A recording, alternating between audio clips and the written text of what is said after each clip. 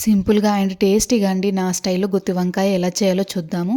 ఒక ప్యాన్ పెట్టేసుకొని ఒక టేబుల్ స్పూన్ వరకు పల్లీలు, కొద్దిగా ఎండుమిర్చి, 2 లవంగాలు, ఇలాచి, కొద్దిగా చెక్క, 2 టేబుల్ స్పూన్ల నువ్వులు, కొద్దిగా జీలకర్ర, ధనియాలు కూడా వేసేసుకొని సన్నని మంట మీద వేయించుకోవాలి. ఆ తర్వాత కొద్దిగా చింతపండు కూడా వేసేసుకున్నాను.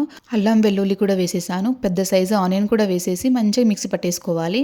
మళ్ళీ ప్యాన్ పెట్టేసుకొని కొద్దిగా ఆయిల్ వేసేసుకొని ఆవాలు, జీలకర్ర, ఆ తర్వాత మనం ఇలా కట్ చేసుకొని పెట్టుకున్న వంకాయలు కూడా వేసేసి ఒక 70% మగ్గేంత వరకు మగ్గించుకోవాలి. ఆ తర్వాత మనం మిక్సీ పట్టుకున్న పేస్ట్ కూడా వేసేసి పసుపు, కరివేపాకు, మన టేస్ట్‌కు తగ్గట్టు ఉప్పు, కారం కూడా వేసేసి బాగా కలిపేసుకోవాలండి. బాగా కలిపేసుకొని ఇలా క్యాప్ పెట్టేసుకొని ఒక 5 నిమిషాల పాటు మగ్గనివ్వాలండి. అప్పుడు కొద్దిగా ఆయిల్ అంతా మీదికొచ్చేస్తుంది. అలా వచ్చిన తర్వాత కొద్దిగా వాటర్ వేసేసి కొత్తిమీర కూడా వేసేసుకోవాలండి. వేసేసుకొని ఒక 10 నిమిషాల పాటు మగ్గనిస్తే సరిపోతుంది.